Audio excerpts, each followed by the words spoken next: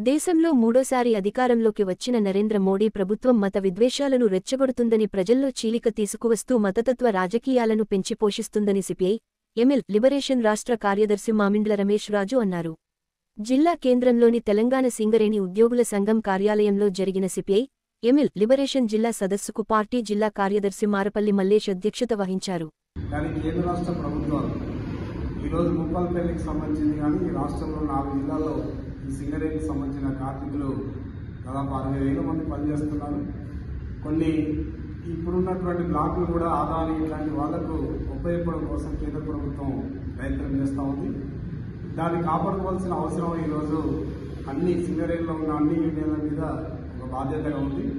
సరే, ఈ 60,000 మంది ఈ రాష్ట్రంలో పనిచేస్తూ సింగరేణికి సంబంధించిన ఈ 4 జిల్లాల్లో ఖమ్మం, భూపాలపల్లి, కొత్తగూడెం, గోదావరి ఇట్లాంటి జిల్లాల్లో ఈ గన్లలో పనిచేసే వారికి లక్షల్లో ఈరోజు ఆదాయం సమకూర్చి పెడుతున్నారు కేంద్ర ప్రభుత్వానికి. ఈ వచ్చినటువంటి మొత్తం ప్రొడక్ట్లో అంటే గవర్నమెంట్కి వచ్చే ఈ సింగరేణి ద్వారా వచ్చే ఆదాయంలో మినిమం లాభాల్లో వాటా ఇవ్వాలనేది ఒక డిమాండ్, ప్రధాన డిమాండ్ తోటి సింగరేణి కార్మికులు ఎన్నో రోజులుగా ఉద్యమాలు చేస్తూ ఉన్నారు. కానీ లాభాలకు సంబంధించిన వాటా ఇచ్చే దాంట్లో అది బోనస్ రూపంలో రేపు వచ్చే దసరా దీపావళిలో లాభాల్లో వాటా అంటే పర్సెంటేజ్ కాకుండా మొత్తం సింగరేణిలో వచ్చే లాభాల్లో సగం వాటా అంటే వాటా గవర్నమెంట్ ఆ లాభాల్లో వీళ్ళకి సగం వాటా ఇవ్వాలనే డిమాండ్ తోటి మేము కూడా సింగరేణికి సంబంధించిన ఏఐసిసికి సంబంధించిన దాంట్లో ఈ ఉద్యమాన్ని ముందుకు తీసుకుపోవడం కోసం ప్రయత్నం చేస్తాము. అట్లాగే సింగరేణితో పాటు మన పక్కకున్న చెరుకూరులో థర్మల్ ప్రాజెక్టులో కూడా ఒక 2,000 మంది ఉద్యోగులు పనిచేస్తూ ఉన్నారు.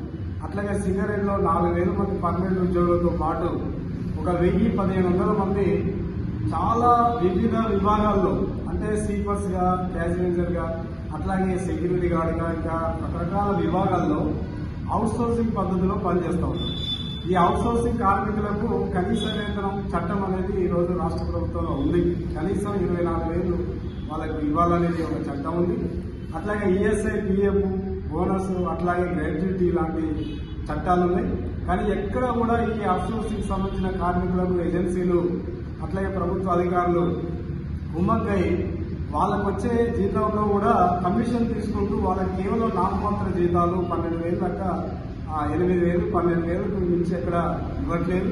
కాబట్టి ఇట్లాంటి సమస్యల మీదనే ఈరోజు భూపాలపల్లి పట్టణంలో అట్లాగే రాష్ట్ర వ్యాప్తంగా మేము ఏఐసిసిటి ఆధ్వర్యంలో కార్మికుల్ని కలుసుకుందాం, సమస్యలు తెలుసుకుందాం, పరిష్కరించుకుందాం అనే నినాదాలతోటి ఏఐసిసిటి రాష్ట్ర కమిటీ ఆధ్వర్యంలో ఈ సర్వేలు ఈ 3 నెలల పాటు నిర్వహించాలనేది నిర్ణయించుకోవడం జరిగింది. అందులో భాగంగా ఈరోజు భూపాలపల్లి పట్టణంలో జిల్లా వర్క్షాప్ జరుపుకుంటున్నాం.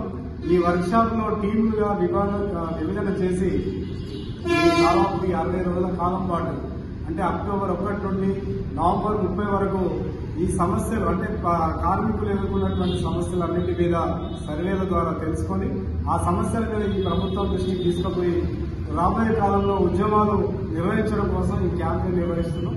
కాబట్టి ఈ భూపాలపల్లి పట్టణంలో అట్లాగే జెన్కోకు సంబంధించినటువంటి కార్మికులు మా ఏఐసిసి బృందాలు టీములు మీ దగ్గరికి వస్తాయి. కాబట్టి మీకున్నటువంటి అన్ని సమస్యల బృందాలు వివరించి మాకు సహకరించి ఈ క్యాంపెయిన్ విజయవంతం చేయాలని ఈ సందర్భంగా కార్మిక వర్గాన్ని కోరుకోవడం జరిగింది.